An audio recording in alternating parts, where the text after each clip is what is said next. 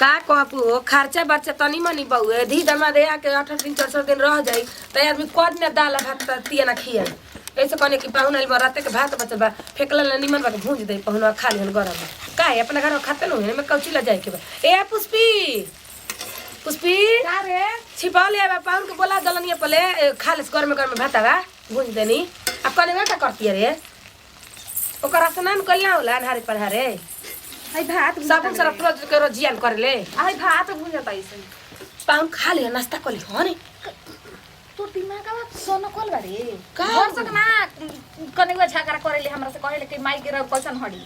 हैं कितना शिकायत तू करेले तब तोरा लाज नहीं खे शिकायत करके का करू ओकरा के रोज बड़का बड़का साबुन और सरफ लेके देम न त खुश रही ठीक बा भले बड़का भगत तो ई पहले बता बासी भात दमाद खियाव जाला यही सब उजा के कहना पर मत तरिया से त हमर लुगा लुटी कोनो चीज अरे छोड़ी तू कोई सी बतियावलिस रे अपना घरवा मने उ खाली हींग जीरा खालन हां अपना घरवा हिंगे जीरा खा लो मने बासी काई है फ्राई कर देनी फ्राई तो होटल पे मिलता हुए घरी ढेर बन भी से होटल होली मैं देख पहले वाला लूर सुधार अबो अब पतो होला भइलिस दमाद होला भइलिस चल पता है एगो त धान ना लुटाई ठीक बनू ई त चाहती है कि आग लगा दे धान में का माई का बनावत है आगो नी ली नाश्ता करे धान अच्छा बनाई हम ली ना ली बनाई हम खातनी का कुछ अथी का करतनी खुश रह अगरबत्ती तनी कमे जरा वासम गोड़ लगबू तो भगवान खुश रही है ना रोज 10 रुपया का अगरबत्ती 5 रुपया का जियान कर देता खुश रही रखी ना खातनी आराम से देखो तनी बगा बगा लुगा फिचल बा गम कत्ता सरफ में हां हमनी के रहने के एक महीना पर लुगा फिचत रहन जे सोडा सरफ में का पुस्तक कुछ कहत रहू का कुछ नहीं सीख पर माई से कि कैसे धन पकड़ल जाला बात बुझाता नु का माई गलती कहतनी रहुए कहीं कौन गलती करता है का हो हाटी बनाई ना एमे तेल नून ढेर डाल दे तो गैस भभका देलुआ गैस भभका के छोड़ देलु देखी माई यहां के बैठ के अपन चूल्हा पे खाए बनावतनी आ जितना कहबो तने डालब दी हम बनाते बनी त तू कच्ची बनाई भात ना तेल जियान कर देलु है भरल चीज के तेल 10 दिन ढारला भई 10 दिन पहले ही खत्म हो गेला ए पाऊ रौरा बताई 10 गो रुपया धरत तनी त ए अपना खातिर धरत तनी नाश्ता करी नाश्ता करतनी अच्छा ई बताइए फ्राई क के रौरा के दे देनी त फ्राई खराब बा ना हैं इनी के नु हर चीज के हमरा के छीपे काटे के बहुए अरे छोड़ी लइकना के बोला के अथी कले खालसन बसी के भाता फिर ओ बेरा से बनी आवा दुलीन हां मम्मी जी तन के हाथनी माटी लेके हमर तकिया के खोलिया खींच दा ओइ में माटी से रगड़ दिया तेलाउ से बगल छूट जाई ए कहिए कि ना माटी से कैसे पिचाई ओ जी बात बता कि त जीरा माटी से हां त हम माटी से नहा ली ना तो काहे ऐसे करत जैसे दादी कर रहे थे तो तू करत ऐसे त का खराबी बा खराबी बा जा तनी न ससुरवा कुल बात ये के मत से कहनु तो कैसे हमरा के नाप नाप के ध्यान बनावे खियावे खातिर मम्मी जी हमरा अलमारिया में ले निकाल दे रान दिखात रही 2 दिन खातिर त का करी गनी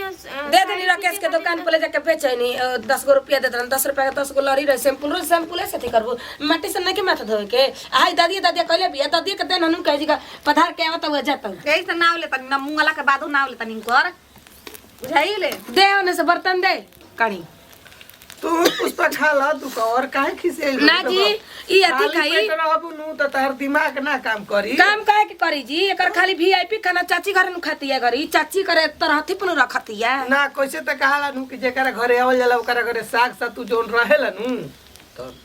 जल्दी दीदी जी हम बना देता नहीं जल्दी खा ले सब चीज कौची बना देता नहीं हैं भाई बाबू का मालिक जा हमारा वजह से तू मत सुना तारा एजे रहे के बजे के जने कैसे रहेलू तू हम त 2 दिन में पगला देती है हमरा के का कर मम्मी जी दीदी जी कैसे तो रहबे न करी हां जी दीदी जी बड़ी दुख बा जी दीदी जी दाने से बर्तन अबे हमें का बनाइबे बनाइब न कुछ पखा बना जाता नहीं भात तो बराबर बनी अच्छा चटनी उटनी निके काम आई दादा हो लेके मुरैया का चरावा पाऊं के बताई 5 किलो मुरई लेनी चल मम्मी जी हैं काहे के उनका के देती भूजल भात हित गोली मान क्या चोली ना चल गामी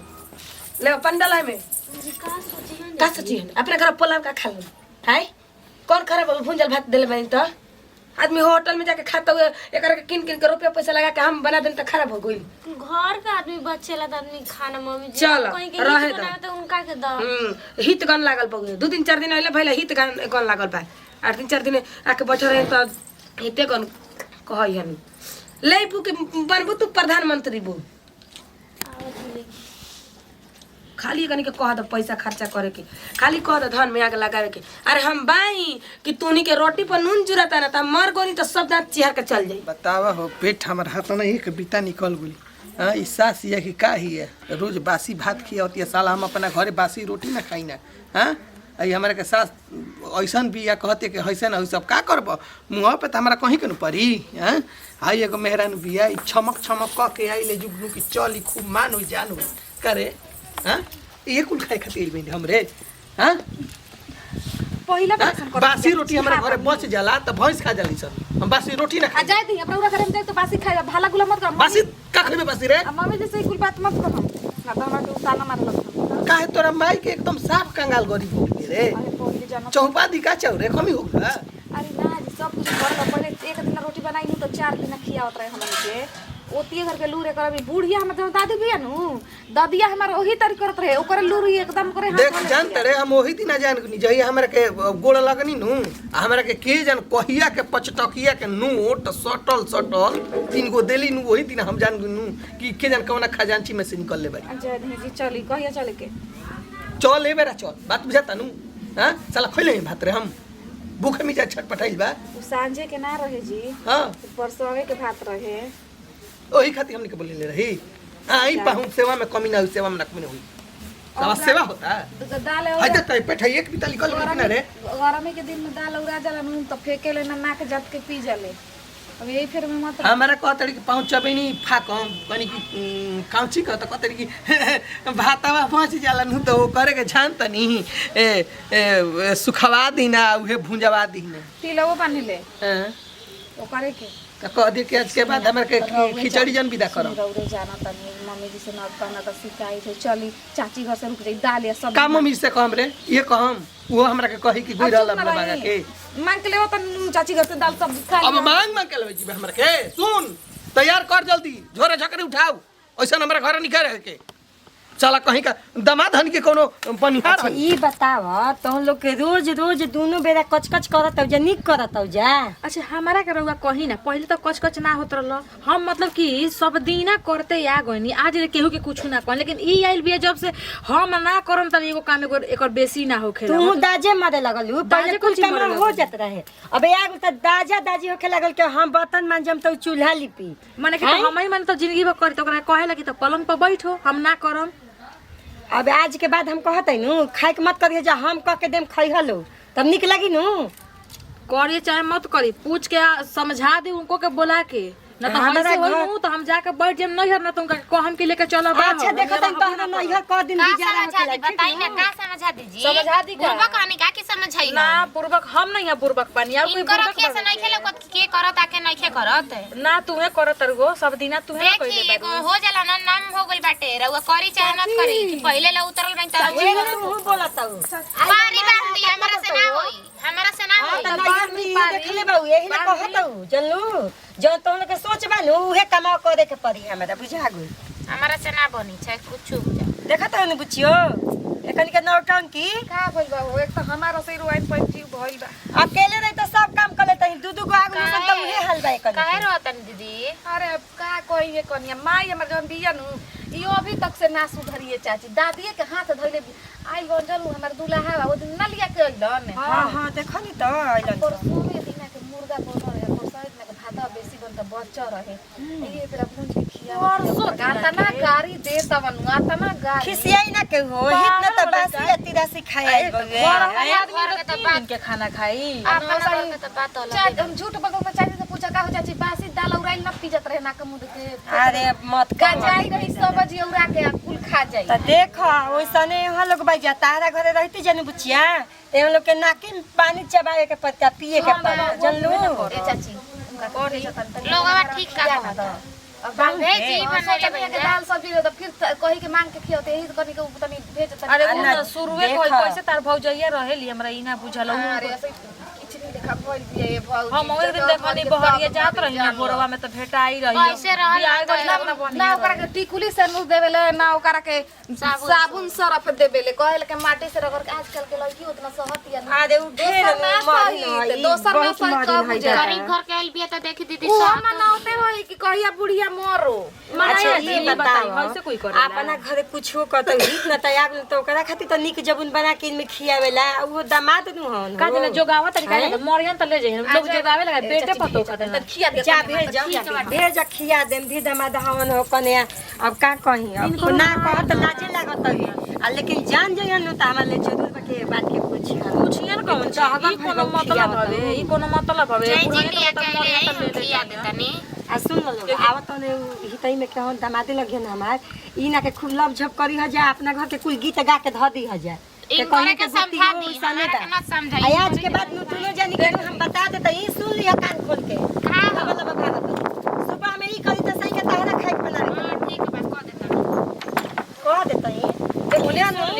कैसे ना करे तनी देखा तू रह सा के तनी बोल चल जी मम्मी जी बताई कह दे बोल के सुन के वो सीखती है बोले के का कहली है जे सुनला हूं बोलत रहनी अब मतलब कि हम बोले लगनी यार वो मुंह पे जवाब दे के जाती है ठीक लगत मैंने बहरियो करी आवत नु गोर थार करिए खाए को आवत लइका नु तब के चला लेखा खाना आवत है इनका बरोबर ही बोलन नु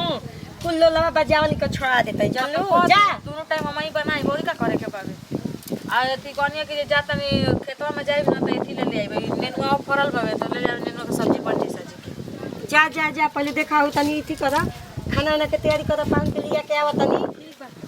अब कैसे कह देली बेचारी पुष्पा मुंह खोल के चाची खिया दो आ नाहियो खियाई त कहियन के देखा हम चाचियो ने हम माता के खियावे से इनकार कर देली है कि ना ना खियाई आ उ तो जाने तो माने हमरा जो झगड़ा लड़ाई करबे करियन डरे लागता हो लेकिन खिया देते बेचारा के दी दामाद आवेलन त हंस के कहीं देखलन नु त सोहर के गोड़ लागेलन हमरा के हो कोई के दी दामाद अपने दामाद लेखा सोचे समझे के चाहिए देखो त दुआरा देने पाई त बोला ले तनी ले ना एको ने खा और भाई नु बहुत निमन ह जान ल माई के चलते तनी यार चार रहेला जानता हूँ तरह के बहुत सुखी से रखी हमर माई का उसे माई भी बस कहे के ना चाहिए भी हम के बात के बुरा ना मानी ना पूछन करता हूं सोने अरे बबुआ जल्दी जल्दी खालता ऊ कहां बावन अरे उ बहरी बन तोनी के पहिले खाला सा ना तोनी के करा करे गुंज जवैला है बबुआ चंदनावा घरे अच्छा तना जल्दी होखे नु आज मम्मी जी ऐसे काहे करेली जी अरे पहिले खूना बाद में हिसाब करी ह अरे शुरू से सुमितवा हां अरे काम धाम ना हो रे चूल जाओ तो हां वहां जा होई का करते सन उ दुनो घरवा में बैठल बैसन हां तो बैठकी करसन हमरा डर लागता नहीं कि गोटा ना आज मम्मी जी जा जा हो काम करे जा जा भाई आओ त रे माई तनी भौजी लुगा दिखाओ तो एगो कुछ खाता इसका ना ना खात में नहीं मम्मी जी साड़ी दिखाओ थी दीदी जी के ठीक बा पहिले कोही ना हडिगर ले ले टाइम लागि तारा में खाइ ले हमरा ने जोन लिया ली ते ना खाए की खा न जल्दी खाऊ में दूध लहु बा और नाक बहुत लंबा हो कब सूंघ के चले कोनो गारंटी नहीं खे पानी दे देना घोट जाए अरे खून अरे बाद में पीछे को ठोक दिया हो और टपूर बैठ जाए अरे मारा पीटिए पे एक छाप ना पिटिया को नहीं के मारे हम काहे मारी दीदी जी के दीदी जी कुछ देव ना पनिया भैया पहले अब कहां से लगी मम्मी जी रो के काहे इतना ऐसे करे दीदी जी हां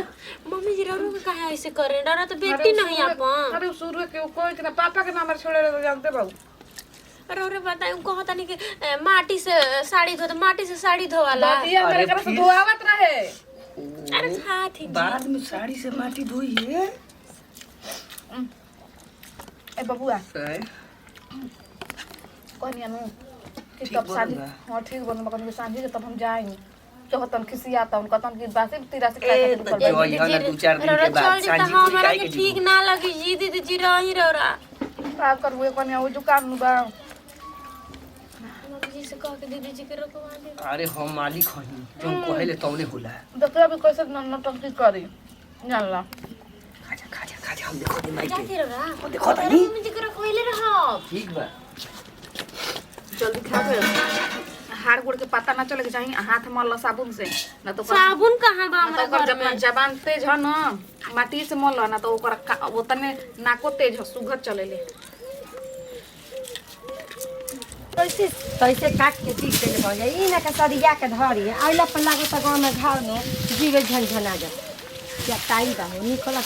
का हो मीना के माई का हजी दीदी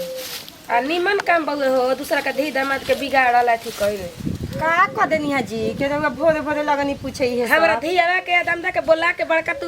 माने पहुनी बना के खियावत पियो तो निमन काम बा हैं अजी दुआरी पे आइए गुलन धी दामाद हम त के करा के ना देख पूछ देवेला हम तारा दामाद बेटी से ना लस्तांगा रखी तो तू हमरा धी दामाद से मत लस्तांगा रखो आ ना तो यही खातिर एक दिन जन जना के बहुत बरियार झगड़ा हो जी तारा हमरा अच्छा ये बताई दीदी दाऊद घरवा हमार घरवा बाटल बा वाले हम कोनो दुश्मनी बा खियाइए देनी पाहुन जी के त का हो माने इतना हमर पहुना ललाइल बा उहो कम इज्जत लेबे खातिर जी गवा आइल बउए हमार आय कहलापन कन के दमदा के बोलती बताओ कौन चीज हम कमी करते कि केहू गांव घर हमरा धी दामाद के खियाई कुछ के कमी नहीं खिकले लेकिन हमरा दुआरी पे आइम त खाए के पानी पिए के पूछबे न करम दीदी जी रवा काहे ऐसे कहतनी अतना मत दहीगर बना जितना जरूरत बा उतने अपना घर खातिर दहीगर बना ना हम तारा घर टांग लगाओ जे ना तू हमरा घर हाथ लगाओ हाँ देखी बोलावे नहीं खी गोल जन्नी जे हमें दुआरी पे आई त खाए के पानी पिए के पूछबे करम मान के चली दोनों आदमी गोतनी बाई जा तो रउआ अलगा बाई हम अलगा बाई लेकिन धी दामाद का जानता धी दामाद खातिर तो हमके एके न बाई जा उतने न प्रेम भाव बा धी दामाद के चल ठीक बा मैं तो एथिए में सटे कट में तारा के इशारा दे देनी हमार दामाद देखौने से आवत आवन ठीक नु आवतन तो उनको काम समझाइए देतन तारा मुंह पे देखा पूर्वा सखी हम कैसे करवा देतन आज ई पाहुन का जी सुनीता ने का कहतनी रौरा दूसरा तीसरा के खा तनी पिया तनी निमन काम बउए आदमी हमरा के मेहना मार के जी जई हन अरे महाराज मान ली कि रौरो दामाद इहो के दामाद यहाँ कह लगनी कि पाहुन हमारा घरे ना खाई तो महाराज खा लेने ना हमारा घर के ई कुल ना चली हम बेटी पतो धी त मैं दूसरा घरे ना भेजी खाए पिए के रौरा रहतला रह के बता रही नहीं करे के तरह जा सकतनी जान जाई देखत तो जई वही करमी हो बात सुन ली रउआ घरे हम बासी भात खाए खातिर ना रहम महाराज कहीं के देखत हई ई देख ली माने एकर से तो बढ़िया रउआ महाराज बनी एगो बात सुन ही अगर इ नौटंकी पे हमारे सास रही हम तो साफ एकरा घरे हम लात ना लगाई रउआ घरे आई में जाई और रउआ हमर से नेवता चलाई कि ना चलाई काहे ना चलाई पाहुन जी बताई रउआ हमरा दुआर पे आगुन त खाए के पानी पिए के ना पूछ हम बासी रोटी खाई ना हम बासी भात खाई ना बताई हमी के तो कहत नहीं त लाज लागत है के महाराज कहीं हम धीर दमाद होनी की कर बनिहार हन हां पहले के पाऊ तनी आई त हे गोबरा उठा दी त तनी पाऊ तनी गोबरा पथवा दी त तनी बोझा बनवा दी त तो तनी आलू कोड़ दी त हां ये पाऊ जी कहीं के बनिहारे समझ ले भाई दीदी जी आ बोली बा हते हते दीदी के आई घरे महाराज कहीं के घरे हमरा मन करला तवन करी ना त हम छू के काम ना करी ना हमर बाबू माई अपना प्यार दुलार से रवा ये बताई बेटा पतो के कुछो कहतो धी दामाद के ना करे के चाही जौन होय तौन त कुल पुष्पा से बताइए दे अरे देखी शिकायत ना करे के ई सब कोई के एके लौरी हाकेली जनी हां ना ई तो सही बात कहनी है पाहुन जी रउआ ना हमार मेहरानू जब आवेला नु तब जान जेनु कि एक मोटा कपड़ा निकाल दी हम आ लगियन फिचवावे बताई तो हां ओकर असई कहते कि हमर पेट में बुझाता कि नारा कबर गिल बा हम का कही देखी पाहुन जी हमरे के माना कहते कि भइल दहगर छोहगर तनी कमे इशारा ले ताके समझाते समझ जा तनी कमे मोहगर बन कि हम दामाद के बोला के तू अपना घरे खिया तो हमरा यहाँ कौन चीज के कमी बा आ कौन चीज हमरा नहीं खे बड़ी करी कुल बनौले भाई आ रउआ कहते बासी भात ई तो बतिया हम जानते मैं पुष्पा बुची बतावत एगो बात कहत नहीं सुनी ना ई रहन रही नु त इनके हम गोड़ ना लगम देखत रहम रुआ ठीक है कहत पाहुन जी इनमें कहला नु जैसन देवता बा वैसन पूजा दियाला तो जैसन सास बाई नु वैसन दामाद मिल गोल बा उनका लायक जैसे करत नु वैसे ठीक कहत दामाद बताओ हो दादा हमनी के कोई कह दी दामाद तो दामाद कोई आई मेहमान हमने किया तो हमके बासी खाना देम जा हो भले गाय भैंस के खिया देम जा लेकिन हमनी के ना देम जा इनका ये तो महकल रुआइल दाल ना के जात जात के पियले बाई कुल हमार दिनवा बहुत नहीं खे पड़ल दादा हमरो को उतने शासन देते रही लेकिन आज भगवान जी के दया से शिव गुरु के दया से आ लगा बाई नु तो देखो कैसन महल उठा ले बानी देख के उहे छीक बरता उनका आवत के इशारा समझा देते मान जा का करब अहन पाहुन तो हम खियाबे करब जा तू अपना दामाद के बरी जा हमार गलती बा हो बताओ ई रहुए हमार गलती बा में आवत बात बतिया